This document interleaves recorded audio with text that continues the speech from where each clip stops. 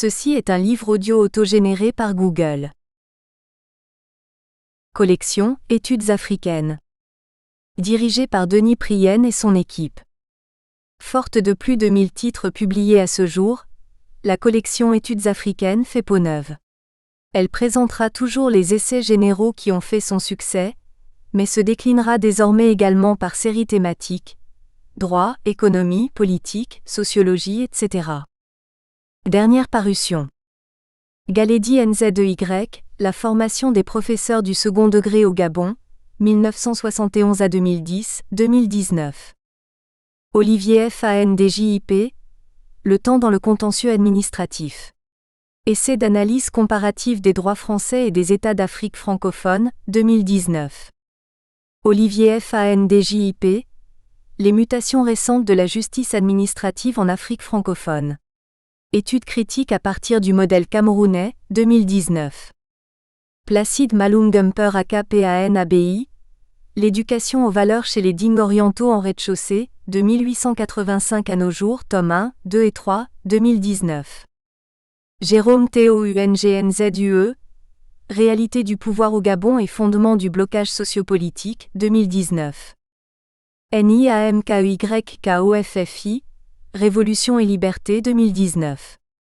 Morel Sosten Onomo TABA, Coopération internationale et terrorisme en Afrique, l'expérience africaine du droit de poursuite terrestre, 2019. Jean Otemikongomandefuyasule, la gouvernance universitaire au Congo-Kinshasa, 2019. Emmanuel Kasongo Mungongo, la gouvernance des entités territoriales décentralisées, défis et enjeux de la gestion des finances publiques communales à Kinshasa 2019. Paul Akaogni, Arthur Vidot et Didier Marcel Weno UDE accent aigu dire, le patrimoine historique au service du développement du Bénin 2019. Marie-Rose Bangoura, gestion des déchets solides ménagers et ségrégation socio-spatiale dans la ville de Conakry, 2019. Ayrton Aubry, le G5 Sahel, le nouveau régionalisme sécuritaire en Afrique du Nord-Ouest, 2019. Exergue. De plus, changer de comportement en tant que processus complexe ne peut se résoudre dans une seule technique thérapeutique, cela se saurait. Jordan André. Dédicace. À la mémoire de mon père. Remerciements. Au terme de ce travail, il m'est impossible d'établir une quelconque hiérarchie entre les nombreux encouragements, soutiens et appuis reçus. Ma reconnaissance n'est donc pas organisée en fonction de quelque hiérarchie que ce soit. Je voudrais en premier lieu dire toute ma reconnaissance à l'ensemble de mes collègues du bureau pays de Ouattaraïd, au Mali. J'ai eu la chance de faire partie d'une expérience enrichissante en matière d'amélioration de l'accès aux services d'eau, d'hygiène et d'assainissement dans les centres de santé. Je souhaite exprimer ma gratitude à de nombreux professionnels et chercheurs de qui j'ai eu la chance d'apprendre au cours de ce travail. Ils se reconnaîtront à travers ces mots. Quelques-uns sont allés loin dans leur appui à travers leurs relectures attentives, exigeantes et constructives qui m'ont fait faire de grands pas en avant dans l'analyse. D'autres m'ont régulièrement encouragé à consigner mes analyses dans un livre. Au fil des rencontres, ces encouragements ont pris la forme d'un défi que j'ai promis de relever. Je souhaite exprimer ma profonde reconnaissance aux professionnels de la santé des districts sanitaires de Bla et de Koro. Leur collaboration était essentielle à la réussite de nos efforts. Une grande partie des matériaux de notre analyse a été collectée dans les aires sanitaires de ces deux districts. Merci également aux représentants des services techniques, des élus locaux et des organisations de la société civile qui m'ont grandement ouvert les portes de leurs bureaux. Je garde un souvenir ému des patients et accompagnateurs croisés lors de mes passages dans les communautés, ces hommes et ces femmes qui, à l'occasion d'entretiens organisés ou de rencontres fortuites, ont accepté de partager avec moi une part de leur vécu quotidien. Je souhaite leur exprimer toute ma gratitude pour tout le temps qu'ils ont bien voulu me consacrer. La confiance et le soutien de multiples personnes de mon cercle familial et professionnel m'ont été très précieux. Liste des sigles et abréviations. Introduction générale. Suite à une étude conduite dans 54 pays, l'OMS et UNICEF ont publié en mars 2015 un rapport qui, entre autres, concluait qu'en Afrique subsaharienne, seulement 57% des établissements de soins avaient accès à une source d'eau améliorée. Ce chiffre ne prend pas en compte les questions liées à la qualité ou la fiabilité de la source. Cette étude estime également que plus de la moitié des établissements de soins dans les pays en développement n'a pas accès à des dispositifs adéquats de lavage de mains. Une évaluation des établissements de soins au Mali a montré que, globalement, 61% avaient des problèmes de qualité de l'eau. Dans 24% des cas, les quantités d'eau disponibles sont insuffisantes pour répondre aux besoins quotidiens et 68% ne disposaient pas de dispositifs adéquats de lavage des mains. Produire un changement transformationnel des comportements à travers l'adoption de nouveaux, bons comportements de santé est une forte attente des acteurs multiples du développement. Y répondre à travers des solutions durables bâties sur des approches respectueuses du fonds socio-anthropologique des communautés est un enjeu important des programmes de promotion de la santé. En Afrique de façon générale, et au Mali en particulier, cet enjeu prend encore plus d'importance en raison notamment du retard historique en matière de santé publique et d'une approche très médicale de la maladie. Les solutions techniques proposées par les programmes et projets de développement en vue d'améliorer les pratiques d'hygiène individuelles ou collectives ne semblent pas toujours produire les comportements souhaités. Les individus ou le groupe n'adoptent pas facilement les meilleures pratiques d'hygiène. La mise en œuvre des dites solutions techniques proposées par les hygiénistes et d'autres acteurs se heurte à des obstacles économiques, mais aussi et surtout à des barrières sociales. Les explications des nombreux constats d'échec ont toujours, ou presque, fait appel exclusivement à des paramètres techniques technologiques et ou économiques. Elles intègrent rarement les dimensions sociales et quand elles le font, c'est pour accuser les résistances au changement des communautés bénéficiaires des produits ou des usagers des services. Quelles que soient les raisons avancées, la réalité est que les professionnels de la santé développent une certaine tolérance aux sales ou non propres, qui est contraire à la normativité. L'objectif de cette étude est de proposer des tentatives d'explication de cette dissonance cognitive, l'écart entre la norme formelle et la pratique quotidienne, à travers une approche socio-anthropologique. Cette contribution se propose de résister à ces effets de méconnaissance, voire d'ignorance, produits par un certain discours hégémonique tenu par de nombreux professionnels du développement. Nous faisons le pari de pousser la réflexion sur la problématique au-delà des aspects strictement techniques et scientifiques de l'hygiène et de sa promotion, pour prendre en charge les dimensions humaines et organisationnelles. Nous approchons l'hygiène, individuelle ou collective, comme un phénomène social multidimensionnel défini par les rapports complexes que chacun entretient avec son corps, son environnement physique, spatial et social. En s'inscrivant dans cette posture théorique, notre hypothèse fait écho de ce que Toveron Albert 1999 soulignait avec force.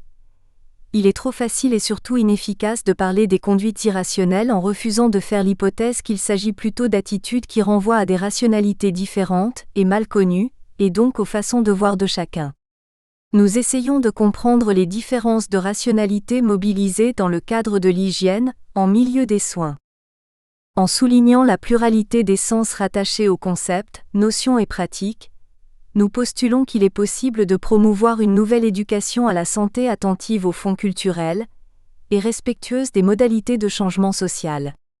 Nous partons de l'hypothèse de base que l'adoption des bons comportements individuels ou collectifs en matière d'hygiène est fonction des représentations symboliques que les personnes ou les groupes ont de l'hygiène et de la conception qu'ils ont de l'impact des mauvais comportements sur leur bien-être.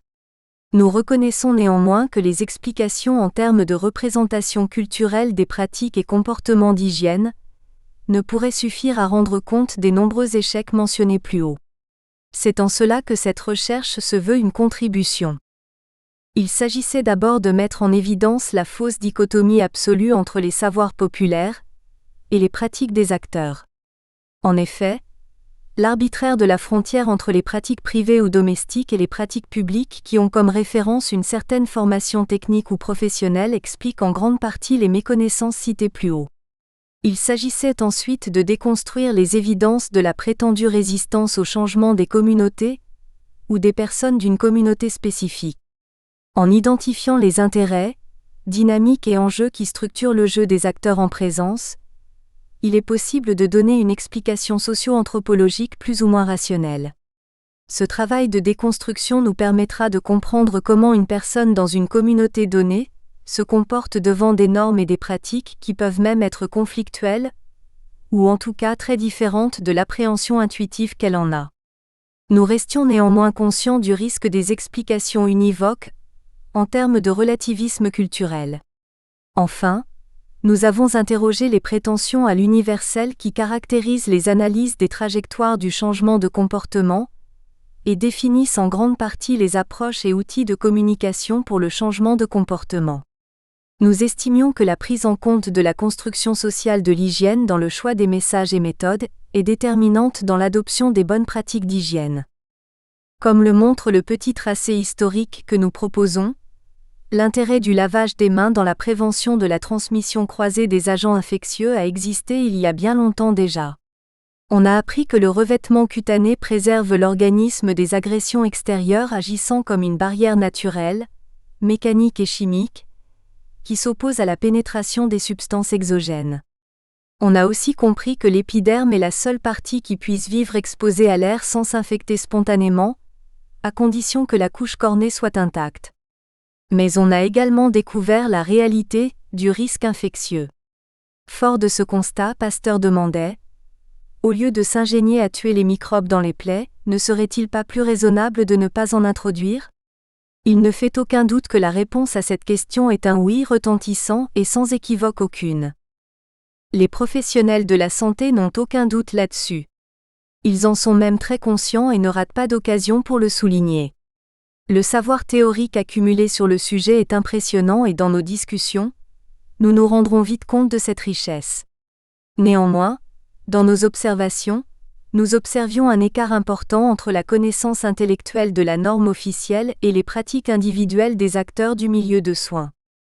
Au fil de nos investigations, nous découvrirons que dans beaucoup de cas la tolérance des professionnels aux salles est conforme à une certaine norme communautaire. Analyser ce constat présentait en soi des pièges. Nous étions conscients du piège du tout culturel ou identitaire tout aussi bien que celui de vouloir porter à chaque constat un élément d'interprétation psychosociologique. Nous faisons l'effort de résister à l'un et à l'autre. Néanmoins, cet exercice s'est avéré plus difficile que nous n'avions pensé au départ. Cette difficulté ne pouvait nous décourager, tant il restait passionnant. Nous espérons que le lecteur sentira à la fois cette difficulté et la passion sans mesure qui nous animait. Nous souhaitons surtout qu'à la suite, d'autres bien plus armés y trouvent des pistes pour des recherches fructueuses et tout aussi passionnantes. Notre problématique reste au carrefour de plusieurs disciplines que nous ne sommes pas en mesure de mobiliser de manière satisfaisante. Nous faisions l'hypothèse que l'hygiène en milieu de soins est traversée et modelée par des normes et des représentations culturelles. La présente discussion se propose d'apporter une contribution à l'élucidation des liens entre pratiques soignantes, normes et représentations sociales. Pour ce faire, nous approchons la question selon une perspective socio-anthropologique alors que celle-ci est trop souvent analysée du seul point de vue biologique par de très respectables épidémiologistes. Enfin, cet effort se propose de poser les bases d'un débat constructif dans le cadre d'une dialectique fructueuse entre savoir populaire et savoir savant. Pour y arriver, notre travail a consisté à produire une description des pratiques individuelles et collectives d'hygiène, en tentant de faire un rapprochement entre les pratiques individuelles et les normes pour mieux apprécier la dissonance cognitive que provoque cette situation. Il s'agissait aussi de faire une analyse de l'économie politique de l'hygiène des mains en milieu de soins, à travers une cartographie des acteurs et une description des relations de pouvoir. La première partie du livre va s'intéresser exclusivement aux comportements individuels, ainsi qu'aux discours et représentations qui leur sont liés. Les analyses issues de ces investigations confirment que l'hygiène est une construction sociale. Cela signifie notamment que les logiques d'appropriation des comportements d'hygiène sont inscrites dans les conditions matérielles et sociales d'existence de l'individu et du groupe. Les itinéraires de l'individu dans le processus de changement de comportement sont fortement influencés par ses coordonnées dans l'espace social, sa position et son rôle. Le terme salle reste très imprécis, ce qui réduit les chances d'adoption de meilleures pratiques d'hygiène. La fabrique des programmes de promotion de bonnes pratiques d'hygiène doit nécessairement mobiliser d'autres savoirs et disciplines que celles dites techniques. En effet, ces pratiques sont avant tout des pratiques sociales qui évoluent au gré des transformations sociales. Dans la deuxième partie, nous nous intéresserons à l'hôpital comme institution, et y analyserons le rôle des relations et interactions entre les acteurs de cet espace. Sur la base de la compréhension des enjeux liés aux représentations sociales, nous apprécierons la pertinence et l'efficacité des approches mobilisées. L'analyse de l'économie politique de l'hygiène hospitalière suggère un nombre de chantiers, dont un nécessaire changement de référentiel en ce qui concerne les approches de communication pour le changement de comportement en milieu de soins, se traduisant par une nouvelle façon de penser l'hôpital comme une arène traversée par des enjeux et des intérêts multiples. Les évolutions actuelles soulignent également le rôle de l'héritage de l'hospitalocentrisme. Dans ce contexte, tout changement social pour être efficace devrait s'inscrire dans un cadre holistique de la rénovation de l'hôpital.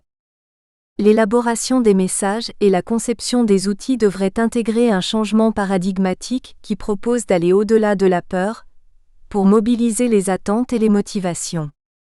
Dans les faits, le compromis fondateur de la santé communautaire se heurte à l'histoire de l'hôpital, en l'occurrence le compromis non marchand résultant de la logique caritative.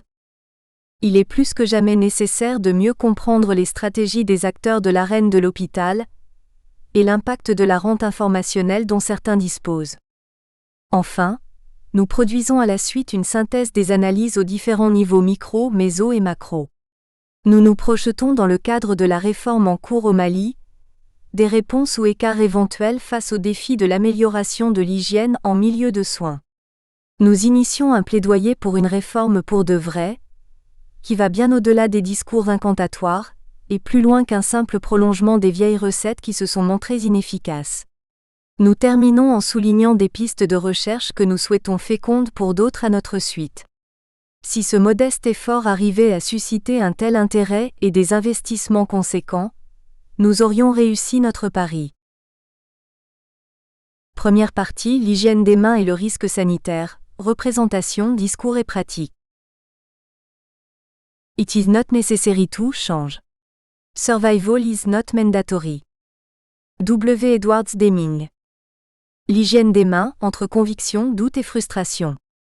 Comment existerait-il même la possibilité d'expliquer quand nous faisons d'abord de toute chose une image, notre image? Nietzsche, Le Gai Savoir, Paris Gallimard, 1950, APH 112, page 159. L'hygiène des mains et le risque infectieux, entre évidence et normativité. L'hygiène des mains a inauguré un chapitre nouveau et passionnant de la santé publique en ce XXIe siècle. Depuis, une hygiène des mains optimale apparaît comme la pierre angulaire de la prévention des infections associées aux soins. Allegranzi Epithet 2009, Boyce Epithet 2002.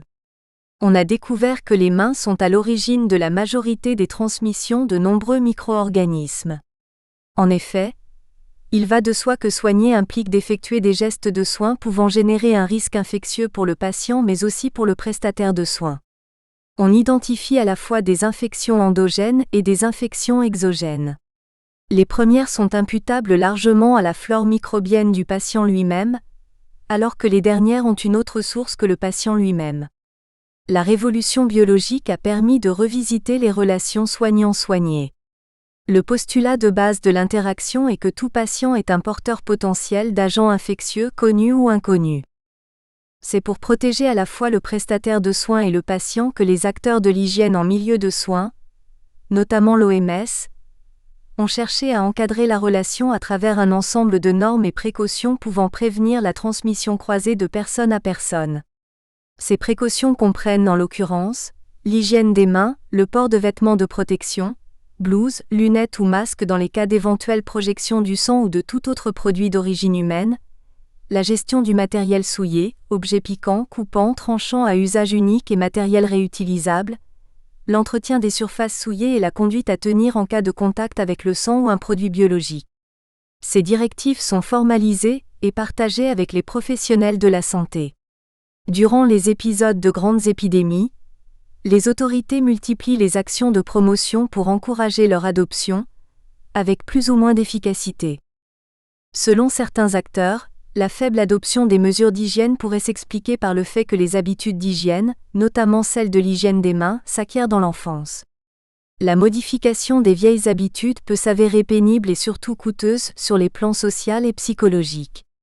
On serait donc, dans la plupart des cas, en présence d'une sorte de compétition entre deux normes, une officielle et l'autre pratique. Dans cette compétition, la norme pratique a souvent le dessus sur la norme officielle, en dépit de toutes les bonnes intentions des prestataires de soins de mettre en avant la seconde. En outre, il y a aussi le fait que les rapports au corps et à la maladie sont définis par les représentations sociales.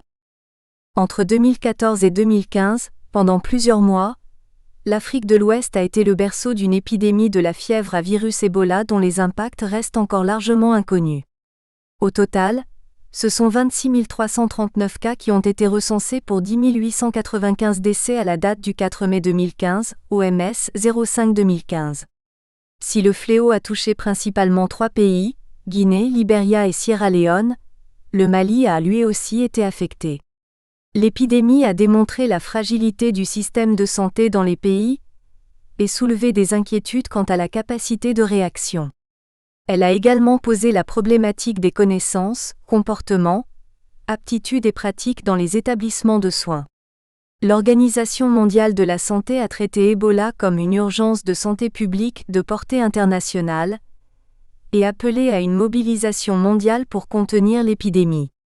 Au Mali, le gouvernement, avec l'appui des partenaires au développement, a développé et mis en œuvre une réponse rapide à travers un plan de contingence qui visait à contenir la propagation de l'épidémie.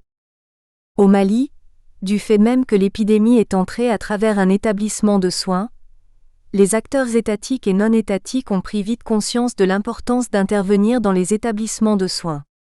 Différents acteurs ont vite réalisé que les services d'eau potable, d'assainissement et d'hygiène sont importants pour minimiser les risques d'infections nosocomiales, améliorer les conditions de travail des professionnels de la santé, respecter la dignité des soignés, protéger les soignants et par ricochet, augmenter l'utilisation des services de soins. Le gouvernement du Mali, avec l'appui des partenaires au développement, a organisé une réponse à la fois institutionnelle, stratégique et opérationnelle. La réponse institutionnelle a consisté à la mise en place d'un centre des opérations d'urgence, COU. Le versant stratégique a consisté à l'élaboration d'un plan national de contingence. Au plan opérationnel, il s'est agi de la définition et de la coordination des actions à mener sur le terrain par divers acteurs. Dans un contexte où la prévention elle-même se médicalise et où on privilégie des actions à efficience immédiate à cause des impératifs économiques et des contraintes organisationnelles, l'adoption des bonnes pratiques d'hygiène requiert de nouvelles investigations. La compréhension des nouveaux enjeux passe nécessairement par une relecture des anciens savoirs, mais également une discussion des nouveaux savoirs. Elle passe également par le choix osé de tordre le cou aux idées reçues, de faire le deuil des solutions rapides et de proposer aux acteurs de se libérer des mouvements d'opinion superficiels, idéologiques, voire dangereux. Elle nécessite, enfin, de mettre la personne au centre. Nous espérons que vous avez apprécié cet aperçu. Pour continuer à écouter ce livre audio sur Google Play Livres, utilisez le lien dans la description de la vidéo.